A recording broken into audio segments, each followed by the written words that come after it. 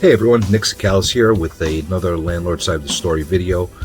Before we jump into the actual footage from the landlord directly, I just want to give everybody a little bit of a background on what this landlord is doing. Rich Tyson is another landlord, like many others, that is really struggling under the eviction moratorium.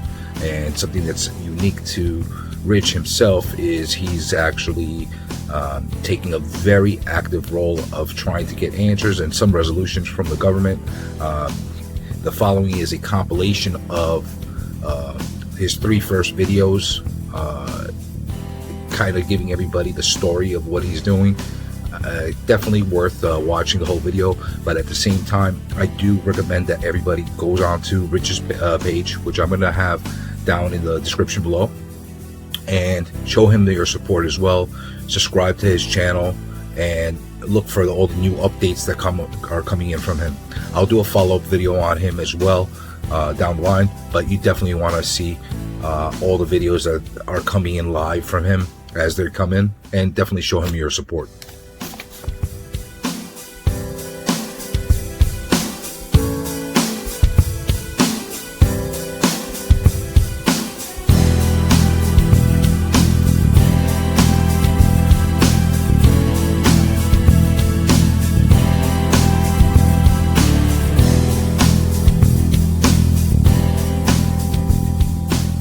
Hey folks, Rich Tyson here, real estate broker in Rochester, New York. So I've had a ton of people reach out to me in the last, several weeks and even months, asking about this moratorium on evictions, the new landlord-tenant laws, and kind of how it's all playing out on the ground. So I thought I'd give you a little update on that in terms of a letter that I'm sending to Andrew Cuomo's office today, and would like to read it to you quickly here. So, dear Andrew Cuomo, as a real estate broker and landlord here in Rochester, New York, I'm writing to inform you that due to your ill-formed and mandated moratorium on evictions in combination with the new landlord-tenant bill you signed into law, I've been put into a position to have lost an amount of rent without any ability to collect now or in the future greater than my tax liability to both the city of Rochester and Monroe County for the entire year of 2020.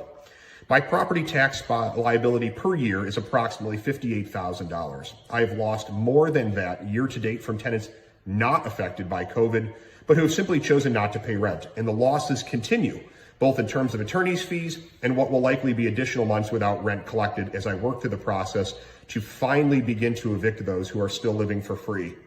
Let me be clear. I have been more than willing to work with tenants that have actually seen hardship due to reduced hours or layoffs in response to shutdown efforts.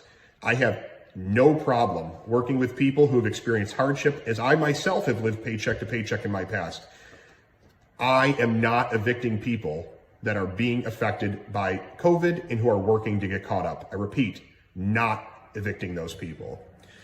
Your moratorium lacked was any accountability for tenants to prove to anyone that they were in fact affected by COVID. In fact, most of the tenants that I have that are not paying by choice are collecting SSI and SSDI. You failed to show leadership with your blanket moratorium, and the results are going to impact good local landlords and good tenants as we need to increase rents to make up for losses.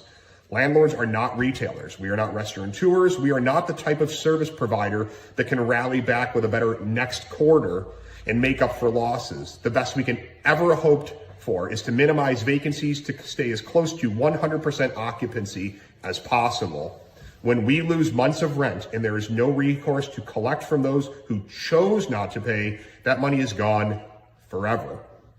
With that in mind, I have enclosed all of my property tax bills for 2020, which are going in there as well. Why? Because I am not able to pay them. Plain and simple. The money didn't come in. It isn't coming in, and honestly, won't come in. Best case, I will finally be able to toss out the non-payers and fill vacancies. Maybe I'll get a judgment, but if a person owing me money doesn't have any garnishable wages, it's never going to happen. I'd be more than happy to discuss the situation, as I'm sure hundreds, if not thousands, of other landlords would. I will thank you in advance for taking care of these tax bills and hope that 2021 will go far greater and far better than this year has. Sincerely, Richard Tyson. So I'm sending my tax bills over to Andrew Cuomo in hopes that he is willing and able to rectify the situation that he has caused by not providing any accountability or oversight into who, in fact, doesn't get evicted or who can't get evicted here in New York. If you're another landlord that's experiencing this, I'd encourage you to reach out. Maybe our voices in numbers can maybe impress upon him, and maybe even our local tax collecting entities, of whom I've been in discussions with as well, to let them know that this is a major problem.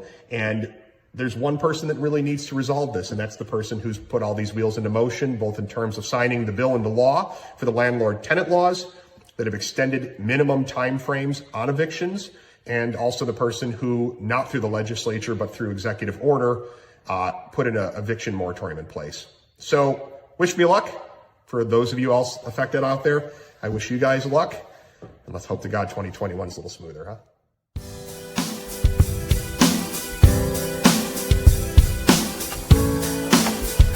Hey everyone, quick update on my letter to the governor from about a week and a half ago here. My update's going to be served by reading to you the next letter I'll be sending to him.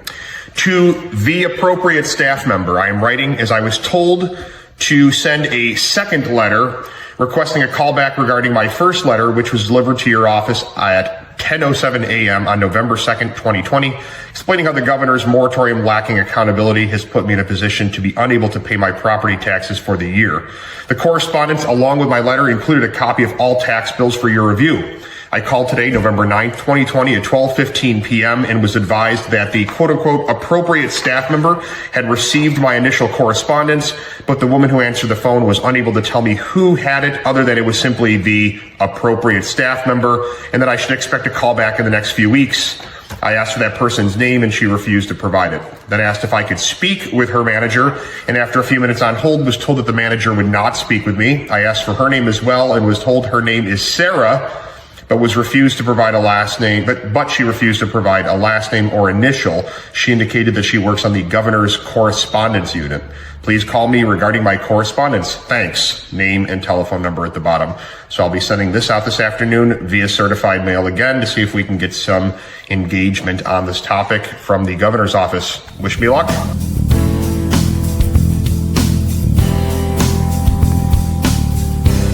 Hey folks, Rich Tyson with another video here, kind of in the series of kind of what's going on with the Tenant Protection Act and the moratorium on evictions and what we are facing as landlords. The first two videos I put out have really generated a ton of feedback, a lot of it heartbreaking, from landlords across the state, all the way down to the 5 boroughs and up here in Western New York. So I think this is just good to keep putting information out there for maybe some of you who are just curious about the situation. Some of you other landlords that are happy to find someone else that you can identify with that's running into the same issues that you are. So as I mentioned in a previous video, I've lost a little over $60,000 this year in essentially rents that are never going to get recouped. And unfortunately, that is due to the Tenant Protection Act, which has removed most of the teeth in the recourse that we previously had.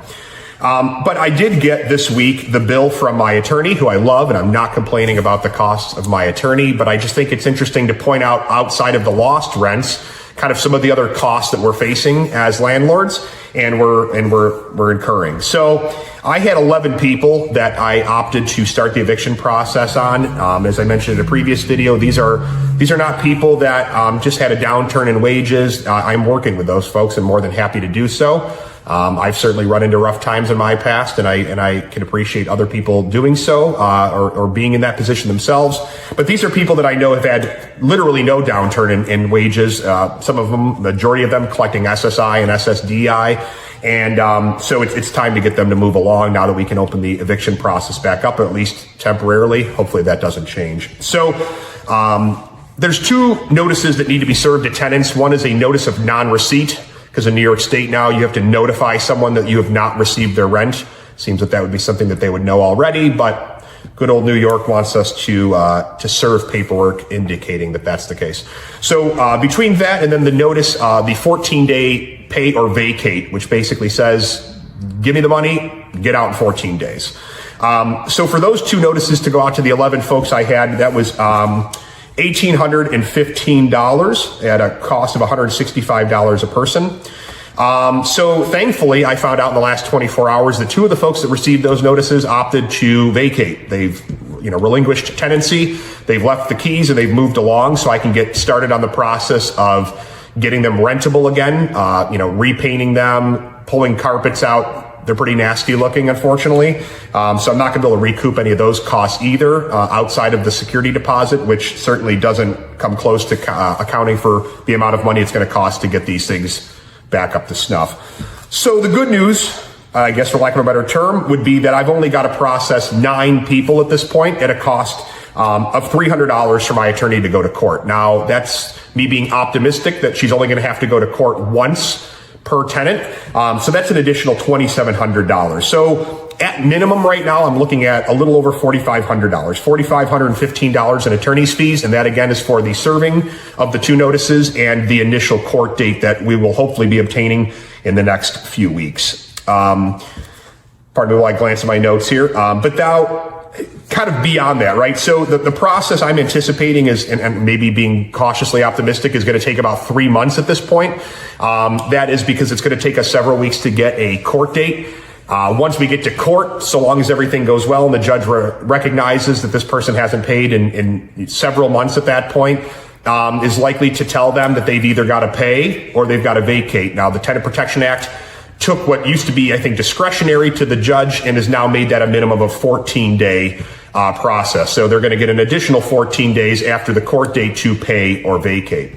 In the event that they don't vacate or pay by that 14th day, another new mandatory time frame at minimum is 14 days to get the warrant served. So after all this time, if they still haven't figured out that they got to pay or leave, or they haven't left, I'm going to need to wait another 14 days for that marshal to come in and do the lockout on that tenant. So as I said, I'm optimistic that maybe it's going to take only about 3 months between obtaining the court date, the 14-day periods that are going to need to follow along. I doubt that any of these folks are going to come to the table and pay. And the reality of it is, outside of a judgment, there's really nothing that I can do that's going to really force them to pay. So now for that 3-month process, the least expensive rent that I have is $435 for a very small unit. So for the sake of this conversation, I'm going to use the $435 and apply that to the 9 people that I have left to work with. And that is going to be 3 months per tenant that I'm going to lose additional above and beyond what I've already lost and what the attorney's costs are. So using the $435 times 3 months, that's $1,305 per tenant. For a total of about just shy of $12,000. I've got $11,745. So the number is greater than that, probably by $1,000 or $2. But I guess I'm just using some easy numbers for the sake of the conversation. So what I'm looking at right now is about $4,500 in legal fees and about $12,000 or so in additional lost rents. So that puts another, 16, 17 on top of what I've already lost for, probably close to $76,000. And then that again is being cautiously optimistic, though if I were realistic, I would understand that there are going to be a number of repairs that are going to need to be done in order to turn these units and get them rentable again. So the costs keep going up, unfortunately. The recourse is basically non-existent. And I had 2 conversations this week with elected representatives within New York State's legislature. One, I think, went quite well. I think he understood, and he's on a housing committee. I think it went quite well. I think he understood that there needs to be a little more balance to this.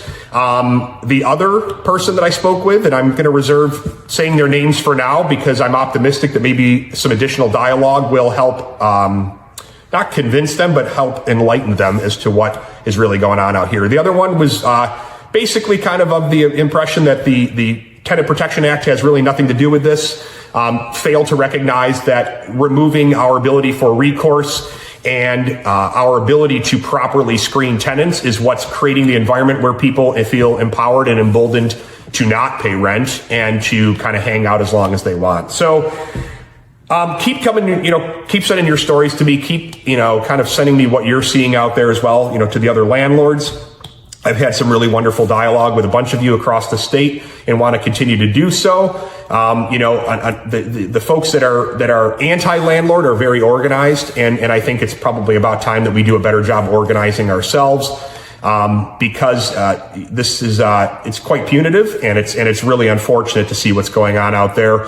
And I've heard, like I said, some other horror stories, especially people downstate folks that live in the same property that they're also renting, and they have people that aren't paying, and they're at risk of losing their primary residence because it's not only a rental property, but it's also they're occupying one of the units themselves. So I feel fortunate in the sense that these properties are strictly rental properties, and they're not also my personal home as well. But keep the stories coming in. I appreciate you guys reaching out. I'll keep putting these videos together and explaining kind of what this process looks like as I walk through it. And I welcome any feedback. You guys have a great weekend.